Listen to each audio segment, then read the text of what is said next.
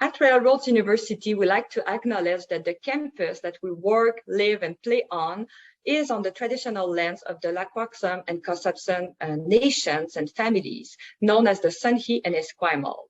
So we're really grateful to be here to learn together about the past, present, and future of our communities. If you know the traditional lands that you're joining on from today, please feel free to introduce that in the chat as well. I hope everyone is in the good room, good Zoom room. We're here to discuss the Master of Arts and Graduate Diploma in Justice Studies. So with me today, I have Dr. Michael Young. Michael, would you like to say hi? I would love to say hello. Hello, everybody. I've asked you, yes, and somebody has just mentioned that they're from Calgary, just to tell us where you're joining us from. That's always nice to know. Yeah, my name is Michael Young. I'm the program head of MA Justice. I'm acting program head for the BA program in Justice Studies as well. And I'm also, for the third big hat, as I am the director for the School of Humanitarian Studies. And I will talk a little bit about the program as we get into more of the slides, but for the moment, I'll just tell you that I'm glad you're with us. This is an exciting new program, and it's certainly one that is quite different from everything else out there. And I mean that literally, quite different. So hang on, it's going to be a good ride. That's impressive, Michael. You have many hats, as you mentioned. And my name is Nancy Prévost-Maurice, and I'm an education specialist here at Railroads, working with different programs, different schools. And behind the scene today, we have Ariana, and we have Tracy as well from the enrollment team. So if you have any question, tech question, enrollment question, please pop them in the chat. And Tracy will kindly add some links to the presentation as well. And those links will be shared with you after with the recording link. So before talking about the program, let's talk about the institutions. So Railroads University, maybe you can use the reaction button to let me know if you have come on campus before. So we're located in Victoria, British Columbia. We're a few minutes from downtown Victoria in Colwood. And the university, as you can tell, has a lot to offer. So on the top left, you can see Hatley Castle, which was a castle, as you can see, a castle built in 1908 for the Dunsmuir family. Then it became a military college, then railroad since 1995. So you may have seen many movies that were filmed there, and this is quite the iconic building that we have on campus. We have 565 acres of land. So on the top right, you can see an example of the Japanese gardens. On the bottom left, you can see the Esquimalt Lagoon, which is a bird sanctuary, and the campus is facing this beautiful piece of water, and we have the Olympic Mountains in the States on the other side. And at the bottom right, it's important for us to remind people that Railroad has been built since day one for online learning. So this is not something we have pivoted to in the past years as other institutions. Really, since 1995, we do everything online with our students and faculty. So this is something that everybody feels quite comfortable in doing. And here, I'll leave it to you, Michael, to really tell us more about Justice Studies. Okay, so the Master of Arts in Justice Studies and the Graduate Diploma both have the first year of courses that are the same. The difference, of course, of the Master of Arts is it has more credits, which is a 2-year program. And when we talk about blended, this is where Railroads is unique and basically pioneering the blended model of teaching. This includes 2 residencies that are held on campus. Now, those are for about 2 weeks each, and they occur at the beginning and middle of the program. Now, for people in the graduate diploma, you also will be in the first residency, and the first residency occurs after the first course is offered, which is the introductory or foundations course in Justice Studies. Looking below, you see the Bachelor of Arts, and this is included just to show people a little bit about the similarities between the programs. Both the Bachelor and the Master of Arts in Justice Studies, including the Graduate Diploma, are based on a notion of justice that is quite different than the idea of criminal justice. We are focused just as much on social justice, and with that comes a broader lens that we start to understand the problems that society creates and deals with in terms of justice, because when we look at big social problems, what we'll call intractable or wicked social problems, those are the ones that cause the most grief for people who experience them and those of us in society who are also living beside it. So whether it's homelessness, the environment, or addictions, those are all kinds of the problems that we get into. But we get into many other ones as well. We get into lots of justice-related issues that affect all of us in one way or another. So I'll stop there and we can talk a little bit more about the courses that we cover a little bit later.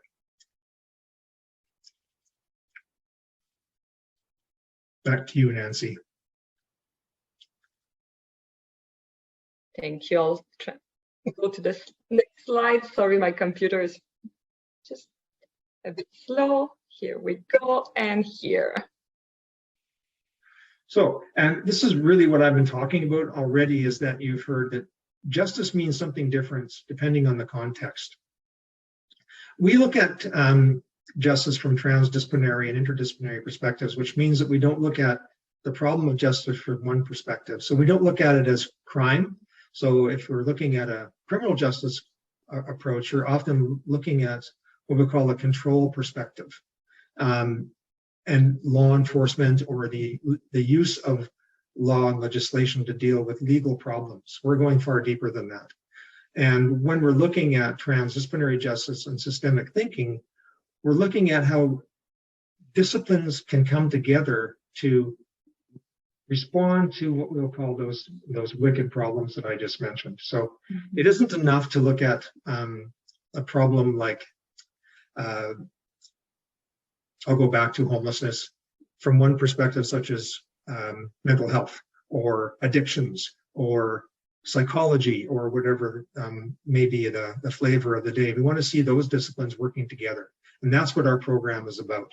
So we're talking about the ability to look at justice issues with critical thinking, looking at research and advocacy to really bring about problem-solving approaches that actually work. So it's not surprising then that we have people from community justice services, health, social and policy, policing, corrections. We have people who are interested in environment. These pieces, as we start to see as we get into the problems, really come together, and they intersect in a lot of different ways, from gender and race and socioeconomic status. And I will keep going if you let me, so I better stop. And here's the Tetris game of program completion. And I think this looks a little bit overwhelming to people at first. It did to me when we first started working on it. But I think what's really important to note is this light blue part at the top is the first year, basically. And this is, again, required for both the MA and the graduate certificate, or graduate diploma, I should say, in justice studies. So you'll see that the foundations course first, and then comes the residency, which is 2 to 3 weeks, and the third week is usually done after you've returned home. But that's 6 credits jammed into about a month. So there's some pretty hard work involved in that, but it's also a way that you get to know each other. You get to know the way that the program is structured in very deep detail, and you get to know what resources are available and how you can work together, because this is a lot of what our model depends on. Because we are cohort-based, we really encourage people to work with each other and to learn from each other and teach each other, because we are not what we'll call a top-down institution where the professor talks for 3 hours and you take notes. We are very much looking for what you have to offer and what we can work with you and help guide you towards wherever you want to go, because that's what the program in the master's level at our university is about. You then go into research, some foundations, then you have 2 more courses in the residency that follows your second residency. Now, you have 3 options if you're doing the degree. You've got a thesis, you have a course base, and you have a course base with internship track. I like that. Maybe I'll just condense that for next time. In-track. The internship track. So you'll see that the courses are kind of the same, The difference is that some of the elective credits for the internship involves what you call a HUMSIP, which is a course that you take related to your internship, and you work with our Office of Internship, which is Student Services. I'll come back to that. It changed names just a while ago. Back over to the thesis track, you would have to take an advanced research methods course and residency too. And then you've got the rest of the credits for your thesis. And the thesis, as you know, is basically, or you may not know, the thesis is your contribution to original knowledge. And that original knowledge generally involves research, which is why we have you doing the advanced research methods course. But the topic is up to you, for you to clarify and for you to work with the thesis advisor. That also happens to be me, but your thesis supervisor will be someone else. So once you come up with the topic, you'll get approved by the thesis coordinator, which will be me at the moment. It may not be next year, but that's how that works. Okay, sorry. Keep going. No, that's great, Michael. And if I understand correctly, that means the blue part at the top, everybody will be together, the GD and the master, and then people will split after. Correct. And for those of you who might are thinking you're getting your feet wet, you're not sure if you're ready for graduate studies, and you decided to take the graduate diploma and you want to keep going after you've gotten near the end of the diploma, well, you can. You just need to let us know, and there's another, of course, there's going to be another form you have to fill out because we have to change your status from graduate diploma to Master of Arts. But that's pretty straightforward. Wonderful. Yeah. So here we go.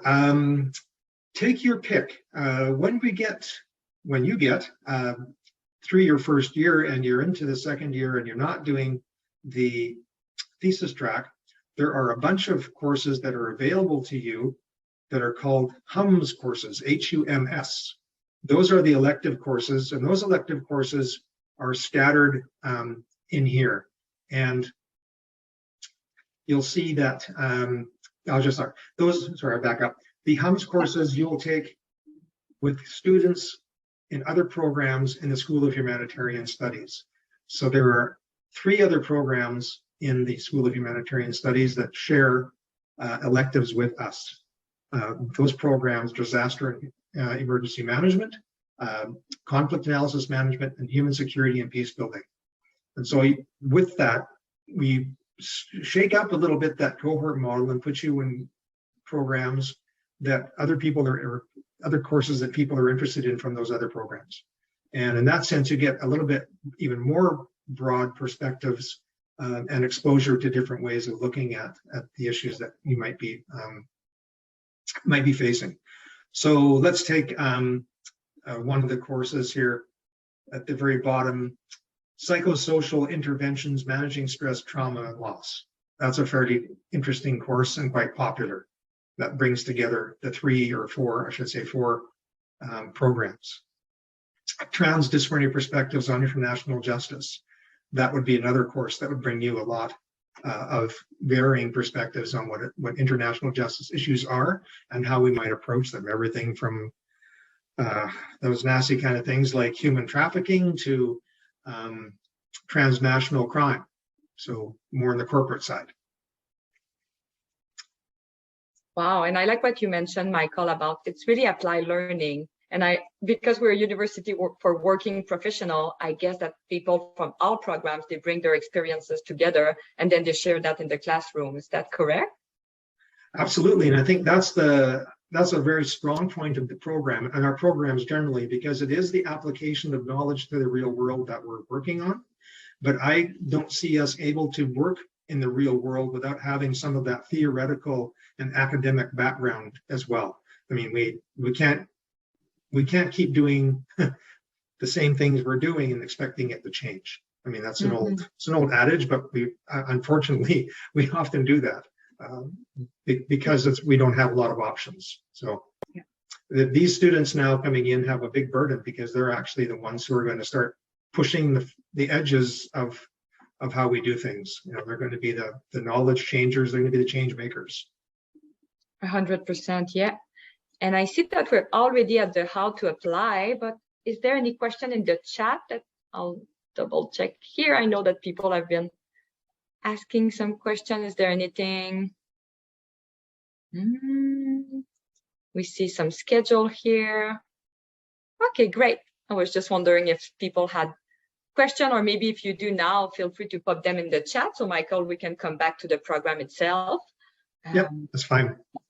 Wonderful. And one question I had before that someone shared by email was, who is in the cohort? I think we chatted a little bit about it, but will it be, what is the age or maybe gender, or just in general for people to know? Do you see if some people have been away from school for a little while and then they come back? Interestingly, we see a really good cross-section of people in this program. We see people who have actually finished a bachelor's degree and maybe have worked for a little while, but they did that bachelor's degree fairly quickly after leaving high school. So they're maybe their mid to late 20s. And then we see people who have had a career for 10 or 20 years coming back to upgrade, or maybe they want to advance, or maybe they want to change their career. I mean, those are all people who come to the program. We see a mixture of gender for sure. Overall, I would say that it's heavily weighted, not heavily, but it's weighted towards more women than men, more female than male.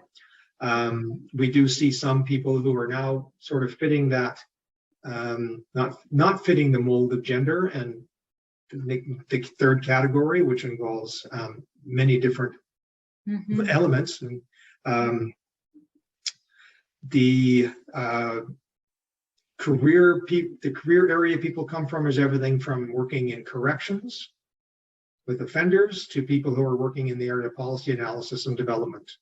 We've had police officers. In one program, we had a chief of police from Ontario. And then another program, we've had people who are working frontline with homeless people in the downtown east side of Vancouver. So it really spans a lot of career areas, and with that expanse comes some really rich conversations and probably some disagreement and about the way that we go forward, but that's what we're here for. I mean, the idea is that we need to speak about what our experiences are, what the research tells us, and what we can do going forward. So it's a great program for that. It's exciting for me anyway. I don't know. Yeah. Great answer. And I see someone is asking about the next intake, so I'll just come back to that question in a few minutes. And something that you and I know a lot, Michael, because we work at Railroad, about that online learning. What does it look like on a weekly basis for someone? How many hours should they plan? We talk about a residency. Can you tell us more? I think sometimes residency, we call it learning intensive. So can you just explain a little bit more how they work? So in terms of I'll start with the first course. Yes. So when you start the program, you get introduced to Moodle, which is the online learning platform that we use. And everything in the course is there. Now, I teach that course, and I think I'll be teaching it next year. I don't come on to the course and lecture. What I do is I introduce myself, and I introduce the way the course is set up, the way that the assignments are structured, what the expectations of the assignments are, where they occur, and what the outcomes of those assignments are. Because we are a learning outcomes-based university, we try to see that everybody has basic competencies in that outcome. So if it's a writing skill, that's a competency. If it's understanding the application of theory to practice, that's a competency.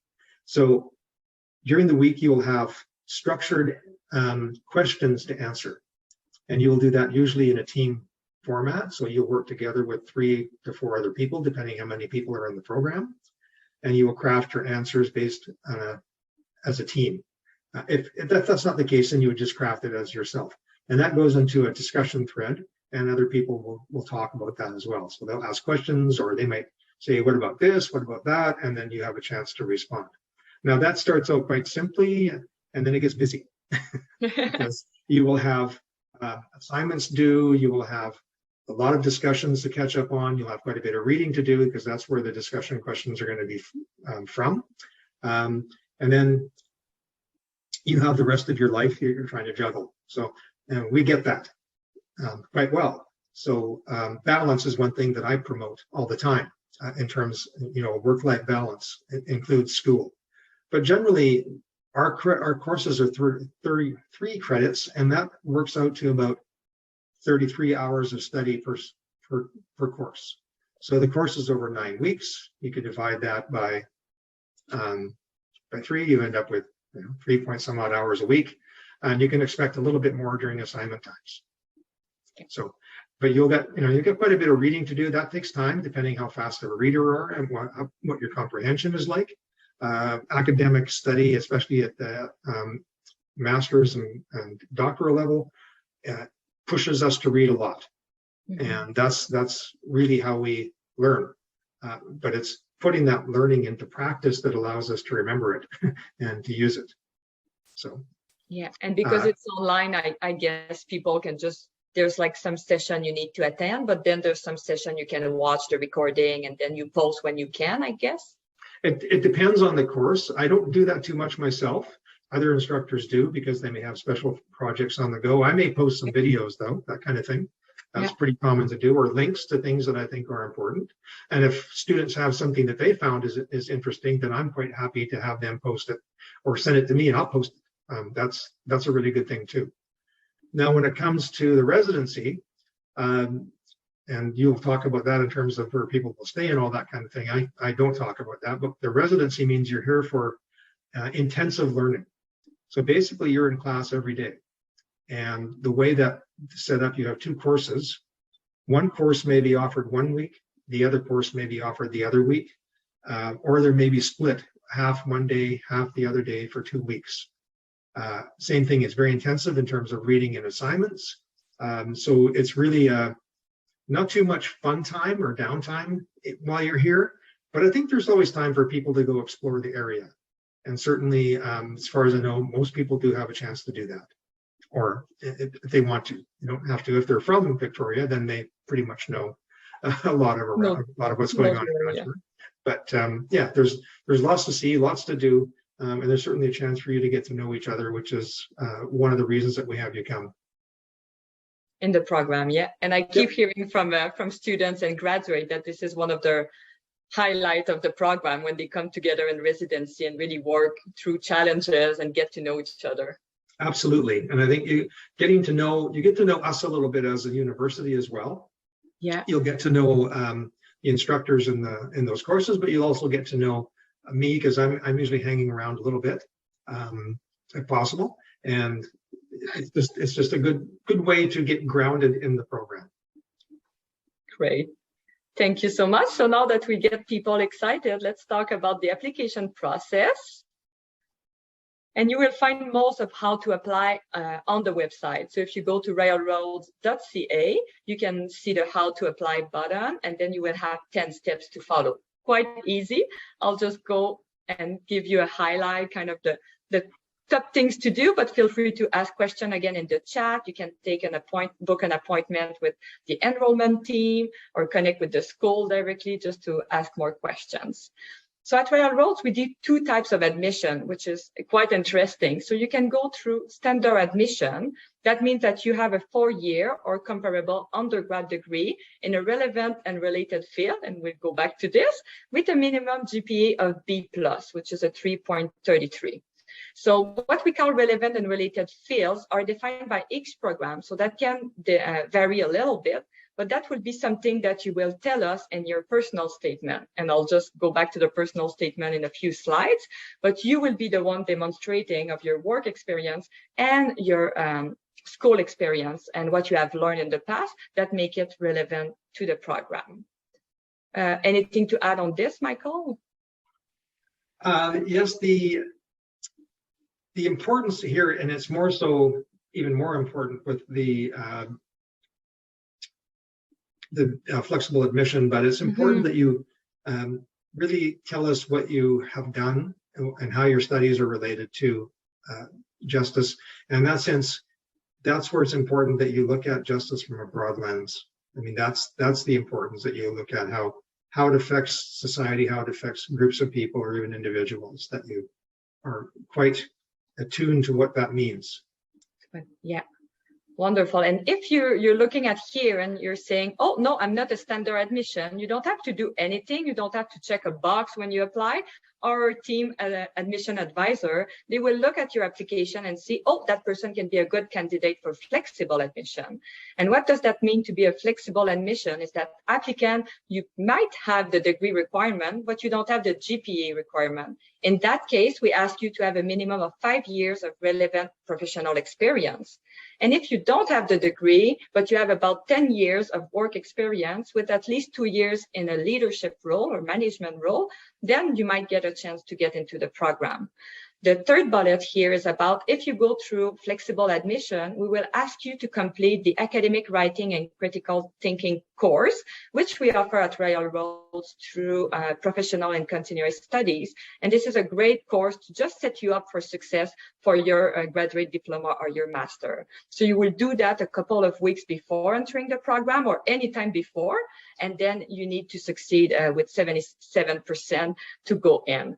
And I'm a student at Railroad right now, and I've been through flexible admission, and that course with PCS, we call Professional and Continuing Studies, really helped me to better understand and go back to APA style and everything we need to be successful, in the graduate program.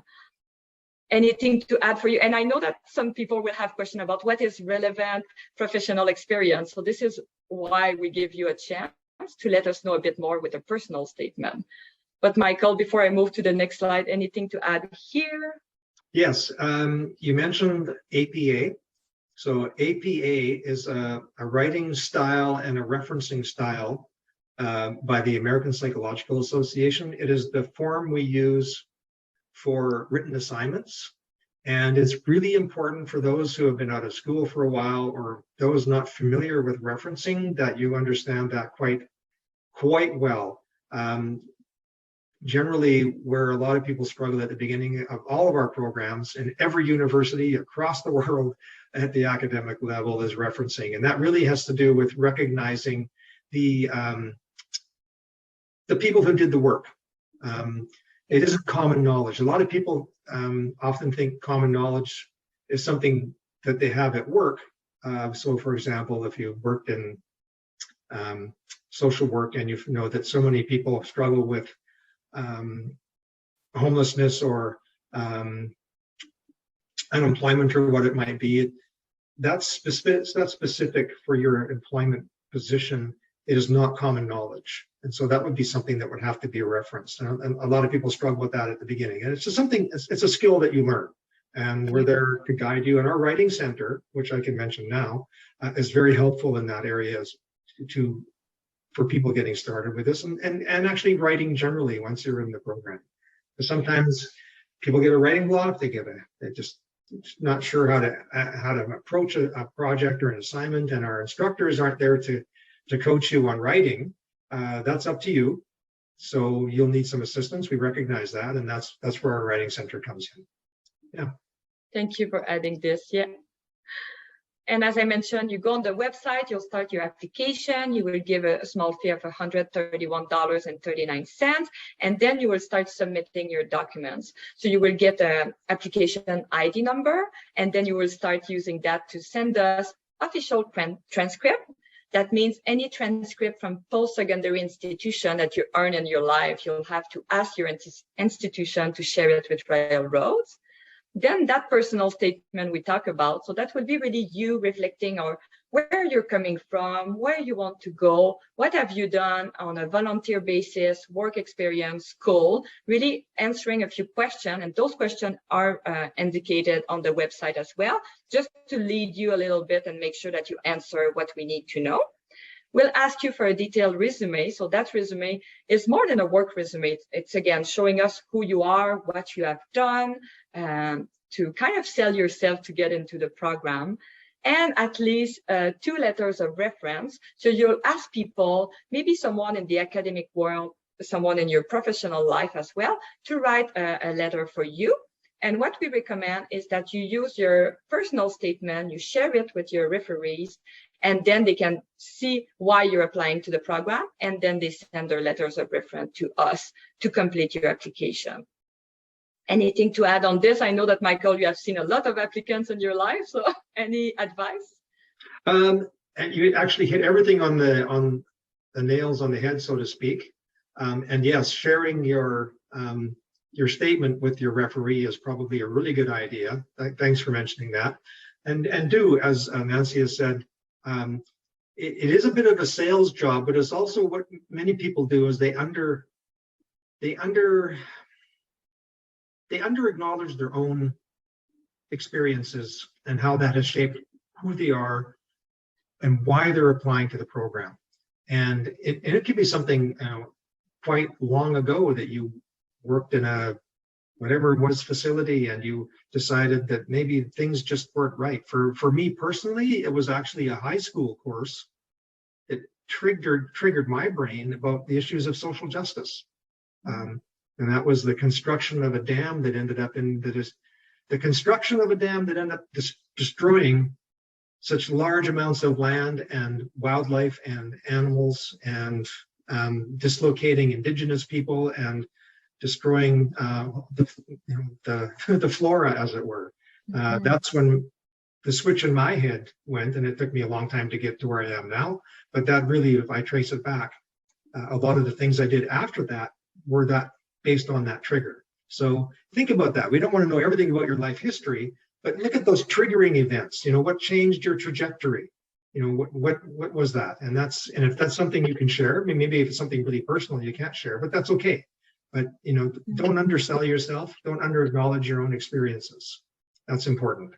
Yeah, I echo what you say, and I think this is why we use the life-changing and life-learning at Railroads, because even with that process of writing your personal statement, you already do the work, a little bit of discovering yourself, and then you'll meet other people like yourself, other leaders, and then, yeah, kind of magic happens in the classroom after that. Yes, it is a great synthesis coming together. Yeah. Yeah. And I know some people were asking in the chat about the upcoming intake. So we have one coming up in January 9th, 2023. So the deadline will be August, which is in about a month. And we have another intake in 2024, so once a year. And what we do at Railroads that I really appreciate is that we analyze your application on a daily basis. So you don't have to wait for the deadline. If today you're thinking, yes, this is the time, you can already apply, start submitting your documents. And as your application is complete, you will be adjudicated, and then you'll get an answer from us. So you don't need to wait for August. And I think we were looking at numbers before the webinars, and there's still room for 2023 if you have time to submit everything before August 31st. And if you're ready just in 2024, you can already apply for that one as well. Right. Yeah, and I know that's something we got a lot of questions on is financial aid. So I invite you to take a picture or a print screen of that slide here. So really, we have amazing resources at Railroads to explain, to take the time to tell you about the external loans, internal loans, really what can help you to go back to school, because we know it's a huge step for you. So please feel free to use our resources. I know that, Michael, you mentioned the Writing Center, for example. We have amazing staff at the library as well. Do you work with Team Coach as well in your programs, Michael? We do, not deeply, but yes, we do use team coaching or that group of student services, yes. That's great, yeah. And here, as we end the presentation, and I'll go to the chat after to answer questions, but really to get more information, feel free to call us, email learn.more@railroads.ca, and you can as well just scan the QR code with your phone, and you will be connected with someone from the recruitment team to ask more questions. And here, as we conclude, I love that picture of the peacock. If you have a chance to come on campus, we have a few dozens of peacocks now. So it's you might look on our social media. We always have a picture of them, and it's really lovely. So hopefully we'll see you on campus soon, or maybe online for your program. And let's check in the chat if we have any questions. People are getting excited, so that's great. We have the application. Here we go. So maybe just one more minute if people want to ask questions. If not, thank you, Ariana. Yeah, we'll just send you the recording. Oh, we have a question here. What are the job outcomes after completing the program? Great questions. Job outcomes? Yes. Well, we don't have a placement agency or that kind of thing in the university. What most universities do, and you won't find this, or you wouldn't find that service at any university, maybe a polytechnical institution, but even then that would be a little bit different because we're not a vocational institution. What you have though with a master's degree is you have almost like a certificate of goodness, like certificate of possibility. And that sounds a little bit maybe lame, but it is a way that when you have a master's degree, you've demonstrated the ability to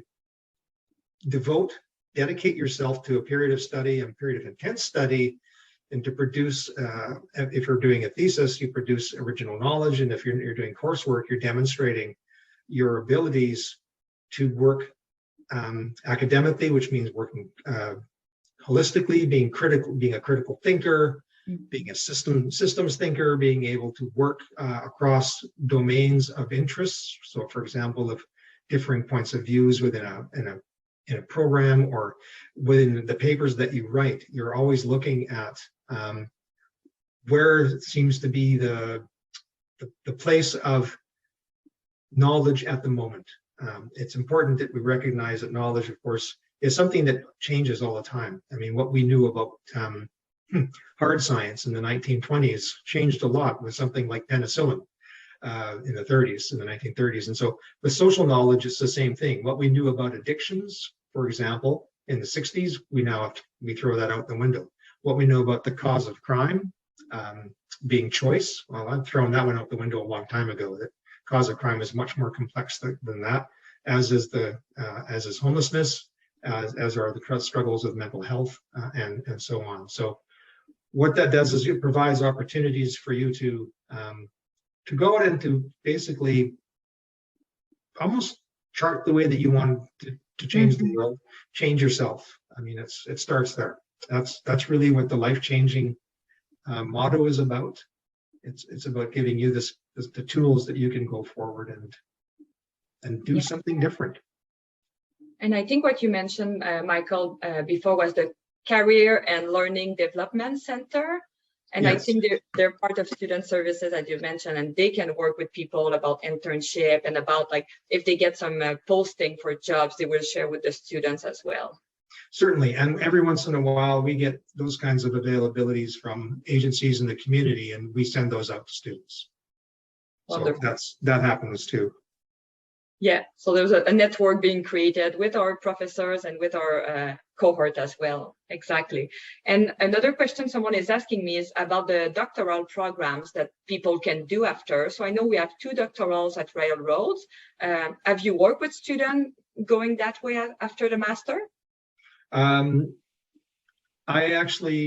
of us do this. We supervise the dissertations that doctoral students have. I often make presentations in the doctoral social sciences program about the research that I've been involved in. And generally many of us do that, and that's how we end up attracting students who are doing research. So that's my involvement. Wonderful. Yes. And yeah, the person that asked the question, you can go on the website as well. The 2 doctorals will be there with all the requirements and dates and everything. Yes.